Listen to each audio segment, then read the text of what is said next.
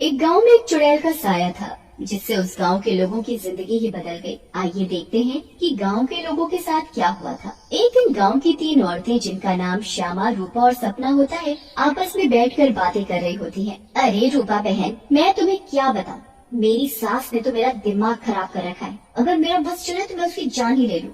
अरे क्या हुआ श्यामा बहन, इतना गुस्से में क्यों हो? शांति मौसी ने क्या कर दिया? हाँ तुम घर में अकेली हो ना, इसीलिए इतने मजे से रहती हो। हमसे पूछो जिनकी सास है, एक तो खाती है इतना, रोटी बना बना कर मेरे तो हाथ ही थक जाते हैं, ऊपर से हर काम में कमियां निकालती है। सही कह रही हो श्यामा बहन, मेरी कहानी भी कुछ कुछ तुम्हारी तरह ही है। मैं तो जरा सा अपने मर्द के साथ बैठ क्या जाऊं, पता नहीं कहां से बुढ़िया को खबर मिल जाती है, वहीं आकर सर पर खड़ी हो जाती है। हाँ ये तो चिंता की बात है सपना बहन, मौसी को समझाओ, नहीं तो दादी कैसे बनेंगी। रूपा की बात सुनकर तीनों जोर जोर से हंसने लगती हैं। तभी उनकी नजर एक गोलगप्पे वाली पर पड़ती है। गोलगप्पे वाली बहुत ही सुंदर होती है, उसे देखकर तीनों से रहा नहीं जाता और वो तीनों गोलगप्पे वाली के पास चली जाती हैं। अरे तुम तो औरत होकर गोलगप्पे बेच रही हो। ये तो पहली बार देखा है। अरे तो बहन, इसमें बुराई क्या है, कोनो गलत काम थोड़ी ना कर रहे हैं, मेहनत कर रहे हैं। वैसे आप लोग खाओगे गोलगप्पे? बातें तो बहुत अच्छी बनाती हो, चलो देखते हैं गोलगप्पे कैसे हैं। उसके बाद श्यामा और सपना दोनों गोलगप्पे खाने लगती है और रूपा वहीं खड़ी हो जाती है। रूपा को ऐसे खड़े देख गोलगप्पे वाली बोलती है, अरे बहन, आप नहीं खा रही गोलगप्पे? क्या हुआ, कहीं आपको अपने फिगर खराब होने का डर लग रहा है क्या? अरे नहीं नहीं, ऐसी बात नहीं है, मैं बस बाहर का सामान कम खाती हूँ और कोई बात नहीं, इन दोनों को खाने दो। श्यामा और सपना गोलगप्पा खाने के बाद बोलती हैं, अरे वाह गोलगप्पे वाली, क्या गोलगप्पे हैं, मुंह से तो स्वाद ही नहीं जा रहा, मजा आ गया। ऐसे गोलगप्पे मैंने जिंदगी में कभी नहीं खाए, तुम तो रोज आया करो, मैं तो रोज ही खाऊंगी। हाँ हाँ हाँ बहन जी, ये भी कहने की बात है, अब तो मैं रोज ही आया करूंगी, नया नया काम जो खोला है। उसके बाद वो गोलगप्पे वाली वहाँ से चली जाती है और वो तीनों औरतें भी अपने अपने घर चली जाती हैं। अगली सुबह रूपा पानी भरने के लिए कुएं पर जाती है। वहाँ औरतें आपस में बातें कर रही होती हैं। अरे रूपा बहन, पता है तुम्हें श्यामा और सपना कहाँ है? कहाँ है मतलब? अरे अपने घर पर होंगी और कहाँ? आहा, अरे नहीं रूपा बहन, वो दोनों अपने घरों से गायब हैं। कोई कह रहा था कि उनका चक्कर चल रहा था मर्दों के साथ और उन्हीं के साथ घर छोड़कर भाग गई हैं। बेचारे उन दोनों के पति। रूपा को ये बात सुनकर बहुत गुस्सा आता है और वो बोलती है, तुम्हें शर्म आनी चाहिए, औरत होकर औरतों के बारे में ऐसी बातें करते हो। ऐसा कहकर रूपा वहाँ से चली जाती है। शाम को वही गोलगप्पे वाली गांव में फिर से आती है। चीनू और टीनू नाम के दो मंचुले उसे देखकर बोलते हैं, अरे टीनू, वो देख क्या लड़की है, एकदम एक नंबर, ये तो तेरी भाभी बनने लायक है बेड़ू। सही कह रहा है चीनू, लेकिन इसमें थोड़ा गलती होने का, ये अपन की नहीं, तेरी भाभी बनने लायक है, समझा क्या? फिर वो दोनों गोलगप्पे वाली के पास जाते हैं और बोलते हैं, ए गोलगप्पे वाली, क्या गोलगप्पे खिलाएगी हम दोनों को? आप दोनों भी कैसी बातें करते हैं, ये गोलगप्पे क्या मैंने पानी भरकर होली में मारने के लिए रखे हैं?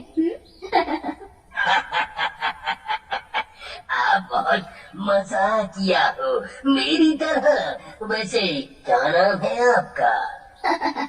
नाम में क्या रखा है साहब, आप गोलगप्पे खाइए ना, अगली बार आऊंगी तो नाम भी पता चल जाएगा। फिर चीनू और टीनू गोलगप्पे खाने लगते हैं। वाह, क्या गोलगप्पे हैं, इतने टेस्टी, लगता है तुम्हारे हाथ चूम लूं। मजा आ गया, मजा। फिर टीनू और चीनू गोलगप्पे वाली के सारे गोलगप्पे खा जाते हैं। अरे आप दोनों तो बहुत सारे गोलगप्पे खा गए, कहीं आपका पेट न खराब हो जाए।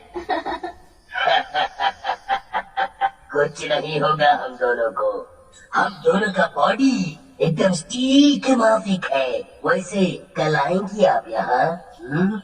लेकिन गोलगप्पे वाली कुछ नहीं बोलती और वहाँ से चली जाती है। रात में ज्यादा गोलगप्पे खाने की वजह से टीनू और चीनू के पेट में दर्द होता है। हाय रे, मर गया। अरे चीकू भाई, ये लड़की का चक्कर अब दोनों के लिए भारी पड़ गया रे। ओ, बहुत तेज दर्द हो रहा है।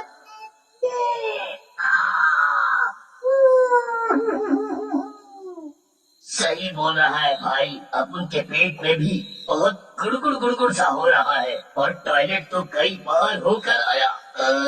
मर गया रे, फिर से आ गई। तीनू और चीनू दर्द के मारे पेट पकड़कर बैठे होते हैं, तभी वो गोलगप्पे वाली उनके पास आ जाती है और बोलती है क्या हुआ मेरे आशिकों, ऐसे क्यों बैठे हो, पेट में दर्द हो रहा है क्या? तुम्हें पता था क्या मिलाया है तुमने इसमें, बताओ। लेकिन तभी गोलगप्पे वाली चुड़ैल के रूप में आ जाती है।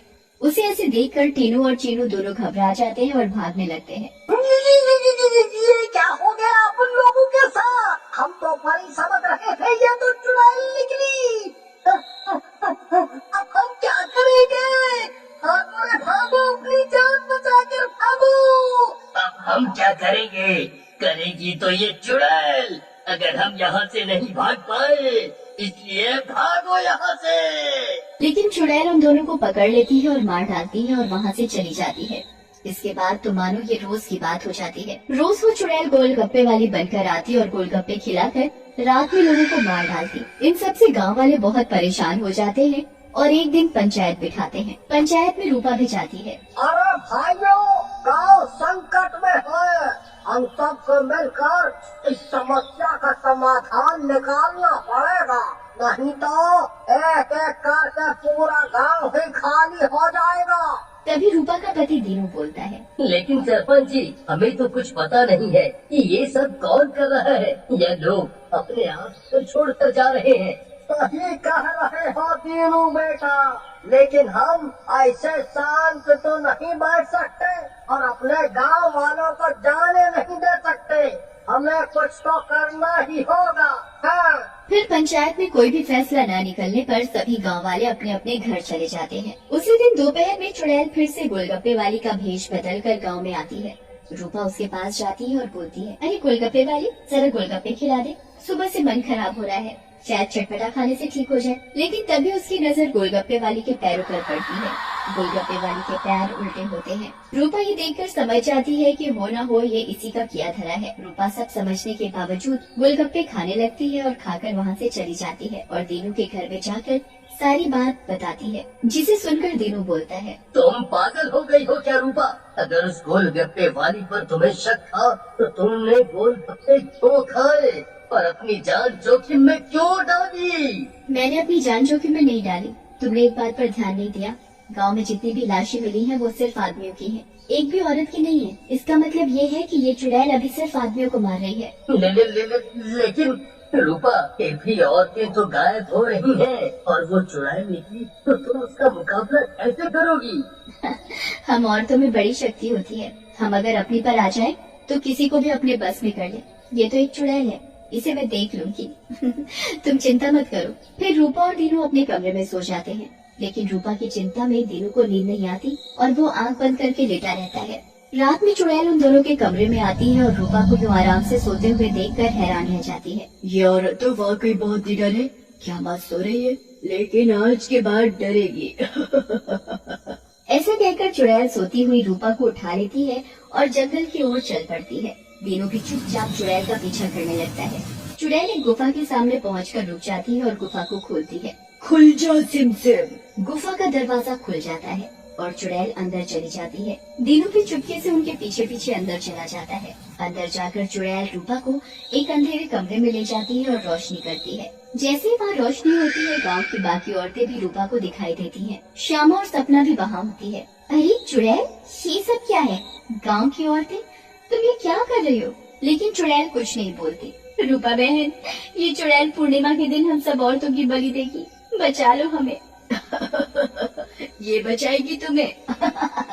इसकी जान तो खुद खतरे में है। तभी वहाँ दीनू आ जाता है और बोलता है, रूपा की नहीं चुड़ैल, बल्कि तू खतरे में है। दीनू सब औरतों को जलती मशाल दे देता है। चुड़ैल, तूने हमको और गांव वालों को बहुत परेशान किया है, गोलगप्पों की कसम तुझे छोड़ेंगे नहीं। ऐसा कहकर औरतें चुड़ैल के ऊपर मशाल डाल देती हैं और चुड़ैल जलने लगती है। मुझे जाने दो, छोड़ दो। लेकिन चुड़ैल थोड़ी ही देर में जलकर भस्म हो जाती है।